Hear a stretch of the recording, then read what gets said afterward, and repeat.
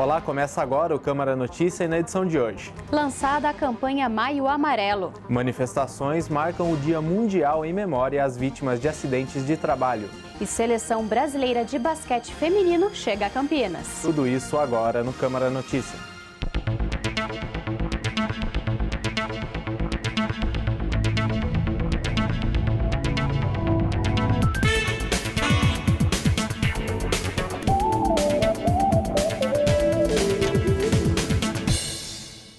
E já foi dada a largada para mais uma campanha do Maio Amarelo. Chamar a atenção de motoristas, motociclistas, ciclistas e pedestres para um trânsito mais seguro e menos violento é o propósito do Maio Amarelo. Em Campinas, a proposta da criação do movimento foi do vereador Carmo Luiz, que na época era presidente da Comissão de Mobilidade Urbana e Planejamento Viário da Câmara. Nós esperamos que neste mês de maio, um mês voltado à educação no trânsito, possamos todos nós juntos buscarmos realmente refletir da importância do veículo na nossa vida e do que ele faz na vida, muitas vezes trazendo uma série de tragédias e consequências horríveis na vida de famílias. Então, desta forma, nos conscientizarmos e buscarmos com todas as nossas forças educar-nos a fim de que tenhamos um trânsito que tenha mais qualidade e muito mais paz. Eu acho que essa é a grande palavra, paz no trânsito, para que a gente possa ter mais qualidade de vida. Trata-se de um movimento idealizado por entidades como a Frente Parlamentar em Defesa do Trânsito Seguro e o Observatório Nacional de Segurança Viária, como Movimento Brasileiro de Apoio à Década de Ações para a Segurança no Trânsito 2011-2020 da Organização das Nações Unidas. A meta é reduzir no período em 50% o índice de mortes no trânsito. Mas, de acordo com Carmo, desde a criação da lei, os números da violência no trânsito não diminuíram significativamente. Infelizmente, nós somos um país extremamente violento, morrem por acidente de trânsito em torno de 45 mil pessoas no nosso país, muito mais do que muitas guerras como a Síria, que está acontecendo nesse momento. A violência no trânsito é muito grande. A cor amarela foi escolhida porque é um sinal universal de alerta no trânsito e o símbolo do movimento é um laço, que agrega a ideia de união e esforço conjunto por um objetivo. A Câmara Municipal, durante todo o mês, terá sua fachada iluminada de amarelo. A INDEC realiza uma extensa programação com atividades educativas para a prevenção de mortes e acidentes no trânsito. As ações no município são desenvolvidas em parceria com a Secretaria de Saúde e o projeto Vida no Trânsito, do Ministério da Saúde. A programação para o Maio Amarelo começou nesta terça-feira e você pode saber mais sobre as ações promovidas no site indec.com.br. E o Tribunal de Justiça de São Paulo julgou improcedente a ação impetrada pelo Ministério Público contra a Lei do Legislativo de número 62 de 2014, que possibilita a conversão de imóveis em zonas estritamente residenciais em comerciais. Mesmo com a realização de audiência pública específica para debater a Lei número 62, que possibilita a conversão de imóveis residenciais em comerciais em regiões exclusivamente residenciais, o Ministério Público alegou falta de estudos técnicos, comprovando a viabilidade da medida. Com a improcedência determinada pelo Tribunal de Justiça do Estado de São Paulo, quem ganha é a população. A Câmara Municipal discutiu amplamente a lei de flexibilização, os vereadores, além de discutir, propôs várias emendas, inclusive para que seja atendida vários bairros da cidade de Campinas, e o Ministério Público entrou com uma ação direta de inconstitucionalidade pedindo a anulação da lei. O Tribunal de Justiça julgou improcedente essa ação do Ministério Público. Isso é uma prova bastante importante que a Câmara tem a função de legislar também sobre matérias urbanísticas. Então, para a gente é muito importante essa decisão do Tribunal de Justiça, visto que a Câmara Municipal é onde se discute todas as leis da cidade e também, além de discutir, propor emendas ao projeto, mesmo que ele seja do Executivo. Então, cabe aqui à Casa Legislativa a propor leis, legislar pela cidade, e esse julgamento do Tribunal de Justiça foi muito importante porque mostra que a Câmara pode sim tratar sobre matérias urbanísticas. Para o vereador do PSB, Zé Carlos, um dos proponentes da lei de alvará para uso comercial em zona residencial, a decisão do TJ atende os anseios da população, que quer ter comércios e serviços à disposição perto de casa. Ainda bem que o Tribunal de Justiça de São Paulo ele julgou improcedente essa ação de inconstitucionalidade, uma vez que nós não estamos fazendo nenhum tipo de mudança de zoneamento pontual. Nós estamos sim nos bairros onde é estritamente residencial e tenha um comércio ali instalado, que ele seja regularizado, principalmente num momento de crise como esse que nós estamos vivendo no nosso país. Muita gente faz isso para poder sobreviver, abre ali um comércio na tua residência, então não é justo a gente fazer com que esses estabelecimentos sejam fechados, e sim regularizado pela Prefeitura Municipal, onde a Prefeitura vai arrecadar e o dono do imóvel pode ali desenvolver seu comércio tranquilamente.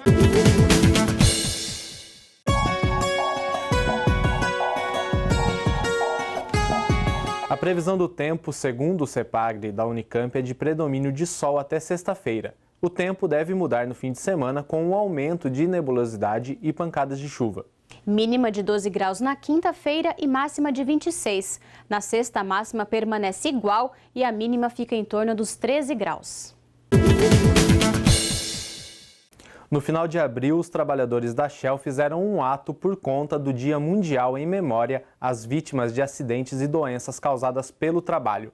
Na tribuna, o vereador Paulo Búfalo falou sobre a manifestação.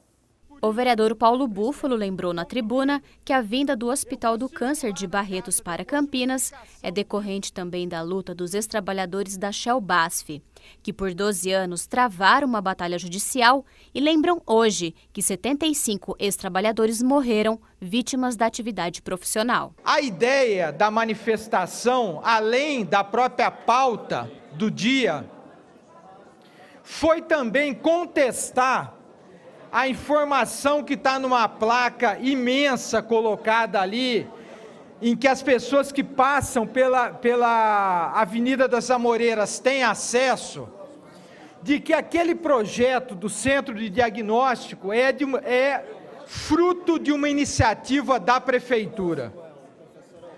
Pior do que não reconhecer ou não celebrar a memória das vítimas de acidente de trabalho é tentar apagar a luta desses trabalhadores. O Ministério Público do Trabalho destinou quase 90 milhões de reais do acordo coletivo obtido no caso Shell BASF para 5 projetos relacionados à pesquisa e atendimento de saúde para o Hospital do Câncer de Barretos. O vereador Paulo Búfalo, do PSOL, sugere que o nome do local valorize a luta desses profissionais. Aquilo é fruto da luta. 75 ex-trabalhadores já morreram contaminados. Outros continuam aí lutando para tentar preservar a saúde. Nós queremos que aquele centro de diagnóstico receba um nome simbólico da luta desses trabalhadores, para que daqui a pouco não tenha o nome de um aventureiro lá também. E a seguir, estudantes invadem a Assembleia Legislativa do Estado de São Paulo.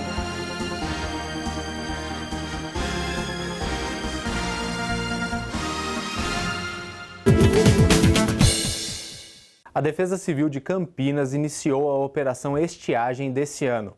A equipe da TV Câmara foi até a sede do órgão para saber os detalhes e como vai ser feito o trabalho. Esse ano, a Defesa Civil de Campinas antecipou o início da Operação Estiagem de junho para maio. E para a gente entender o que é essa operação, nós vamos conversar com o coordenador da Defesa Civil. A Operação Estiagem é uma operação que se desenvolve anualmente, num período que é considerado seco, é um período que nós temos aí maior probabilidade de focos de incêndio, onde a população sofre mais as consequências de uma baixa umidade relativa do ar. E a operação ela visa sincronizar a ação dos órgãos municipais e do Estado, que envolve 20 municípios aqui da região metropolitana.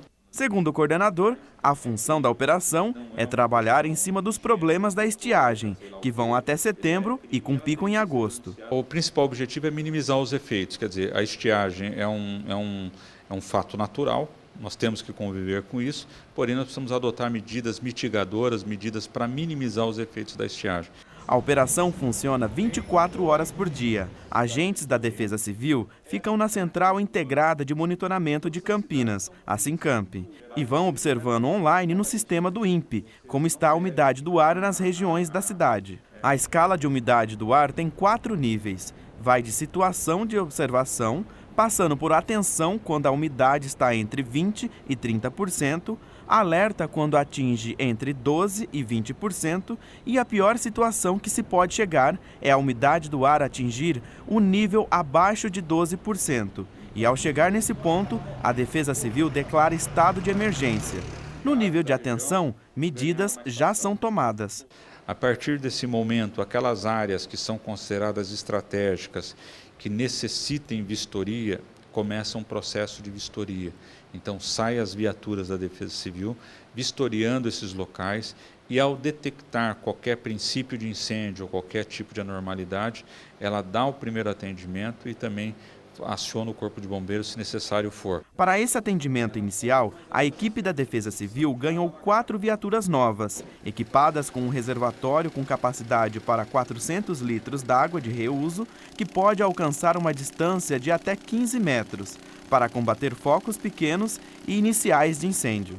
Sidney lembrou quem é o grande problema.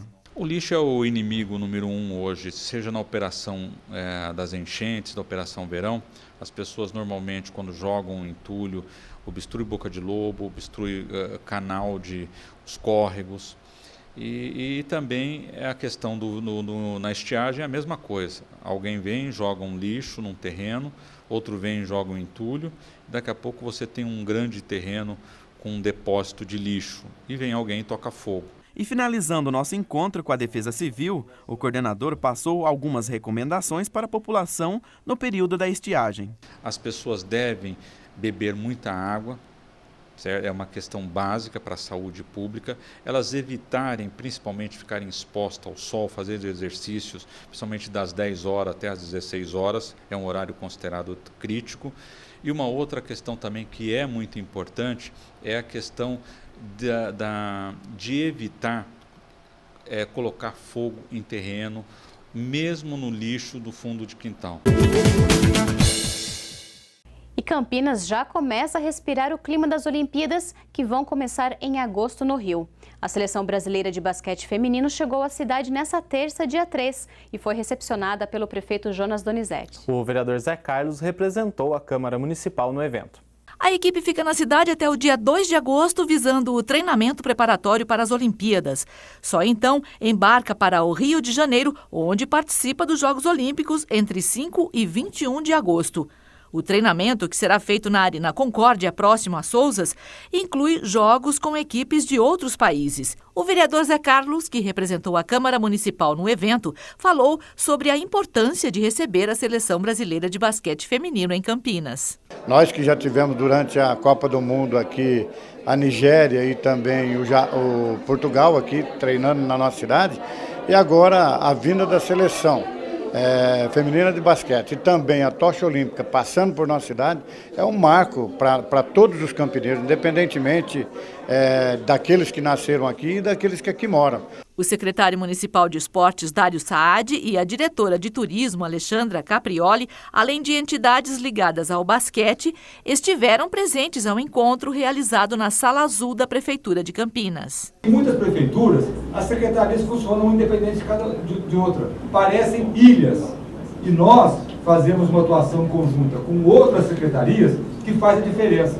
Se não fosse a participação da Secretaria de Desenvolvimento Econômico através do Fundo de Turismo, nós também não estaríamos hoje aqui. A cidade se preparou e vem desde o ano de 2013 fazendo todos os esforços para que a gente possa fazer a Olimpíada presente na cidade. E a gente tem, de fato, feito um trabalho para que a gente pudesse ser uma cidade que refletisse a sua vocação de cidade esportiva, né? O técnico da Seleção Brasileira de Basquete, Antônio Carlos Barbosa, que tem em seu currículo como treinador grandes times de Campinas, falou sobre a ligação que tem com a cidade. Vivi momentos de muita alegria em Campinas, receptividade muito grande, o povo gosta muito de basquetebol.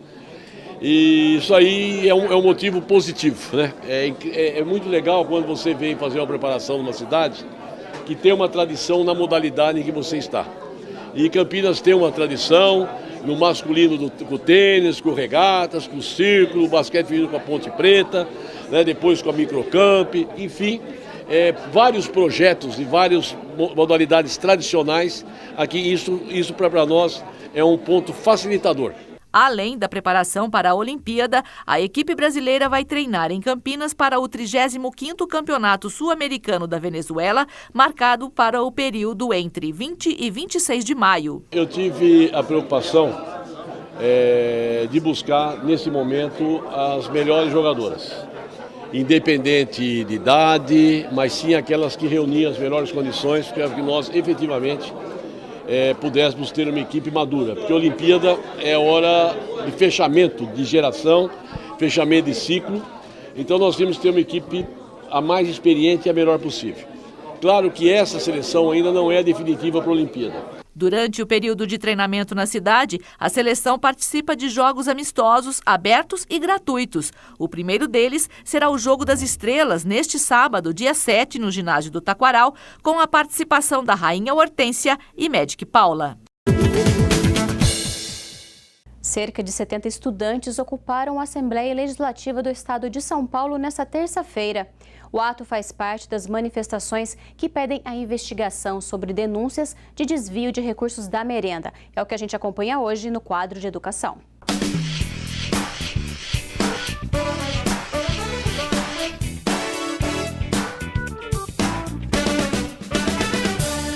Os estudantes ocuparam a Alesp por volta das 5h15 da tarde da última terça-feira. São alunos do ensino médio e técnico da rede estadual que cobram a instalação de uma comissão parlamentar de inquérito, uma CPI, para apurar as denúncias de desvios de recursos da merenda pelo governo estadual. Vídeos na internet mostram o momento da ocupação. Algumas escolas, principalmente na capital, também estão ocupadas. Em vídeos divulgados na internet, alguns alunos falam sobre a ocupação da Alesp. Estávamos numa reunião que marcamos horário aqui, em outro auditório, viemos aqui ocupar e implodimos a sessão. Tentamos subir aqui em cima e tanto a polícia quanto os deputados tentaram colocar a gente lá para baixo. É esse governo que a gente lida hoje aqui nessa Assembleia. Nós, estudantes de São Paulo, aqui estamos agora ocupando a Assembleia Legislativa em resistência junto aos restantes dos estudantes de São Paulo para tentar achar o ladrão da merenda, que nós já sabemos o nome, nós já sabemos o sobrenome, nós já sabemos o cargo político que ele ocupa. Por isso que nós hoje estamos aqui avisando que nós somente iremos nos retirar de dentro desse plenário quando a CPI da merenda for efetivada dentro dessa casa. Segundo os estudantes, os motivos para a ocupação são os cortes de verba na educação, a falta ou precariedade das merendas, o fechamento de salas nas escolas estaduais e a suspeita de fraude na compra das merendas pela COAF. Já o governo diz que manteve o orçamento estadual para a educação e afirma também que as ETECs recebem a chamada merenda seca. Além disso, o governo diz que não há nenhum processo de reorganização e o governo afirma ser vítima da COAF. Vale ressaltar que uma lei federal de 2009 exige o emprego da alimentação saudável e adequada com o uso de alimentos variados. Com a medida de utilizar a merenda seca, os alunos recebem uma bebida e um alimento sólido. 24% dos alunos das escolas técnicas estaduais estudam em período integral, das 7 da manhã às 4 da tarde. E a Base Nacional Comum Curricular ainda é notícia. O Ministério da Educação entregou essa semana a segunda versão da base ao Conselho Nacional de Educação. Essa versão foi realizada após uma consulta online que contou com mais de 12 milhões de críticas e sugestões. Pontos que geraram debate, como uma ênfase maior ao ensino da história da África, em detrimento à história da Europa, foram alterados. O novo documento tem mais do que o dobro de páginas da versão anterior.